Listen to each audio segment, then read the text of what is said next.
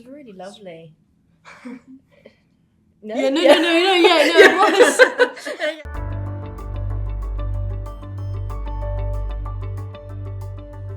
What are your favorite and least favorite things about elves? Least favorite? Is there such a thing? I think my favorite thing about them is how long they live and how much courage it takes to, when you've lost everything you know and love over thousands of years, over and over again, still muster the strength to love, muster the strength to have hope when you've seen the world burn multiple times.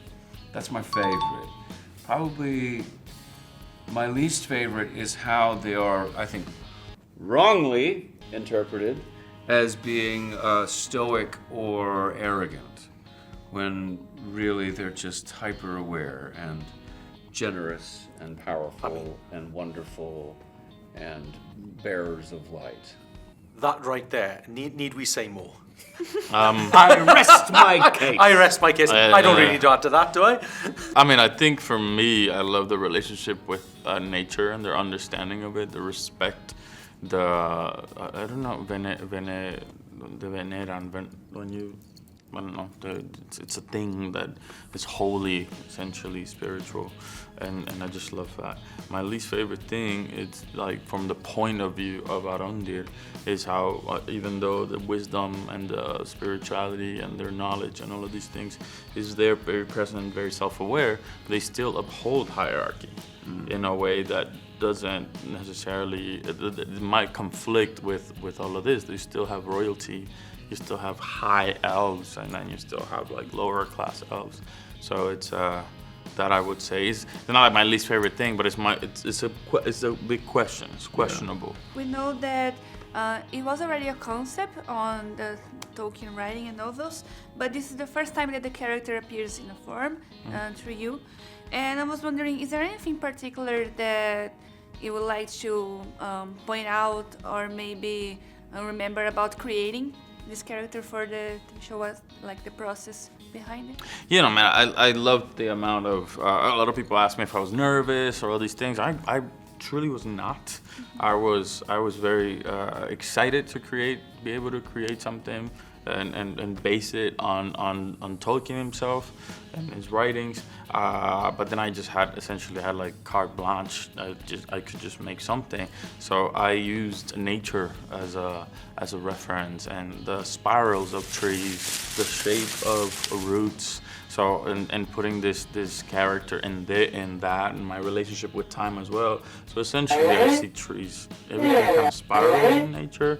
So I see trees live and die and all of that. So it's beautiful for me to be able to create something completely related. So all my movement essentially comes from what my experience would be with nature.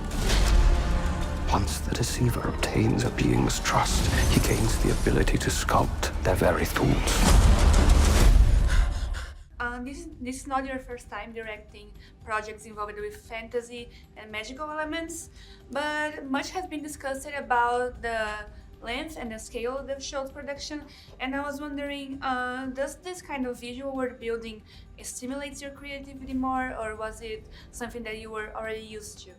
Well, I love anything that has a great visual and that can stimulate me as a filmmaker in terms of creating worlds and, world building and making beautiful shots and working with the actors and creating the environments and the tone of the show. So for me, it feels right in my wheelhouse, but this specific show is very special because it's Tolkien and we have a great cast and we have a great crew and just a wonderful story that allows me to play in all of those kind of elements and use art as a guideline for my work.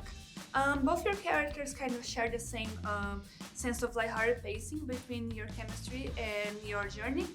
And I was wondering, how was it like creating that kind of chemistry together and finding what your characters have in common?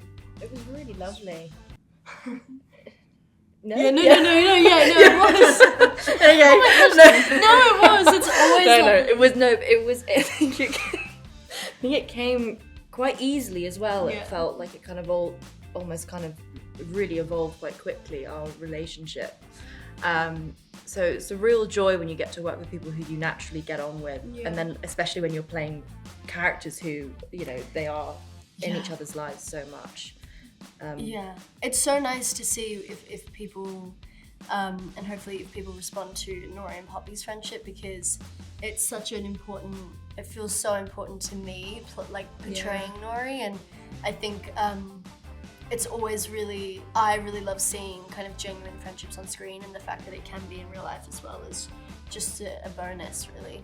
We know that the Lord of the Rings community kind of holds grudges against your character, and it's not as simple having empathetic feelings towards the Chancellor. Yes. But a lot of the community says that Sauron is kind of more likable than Farazan, and I was wondering what is your view on that, and do you think their general feelings might change with season 2?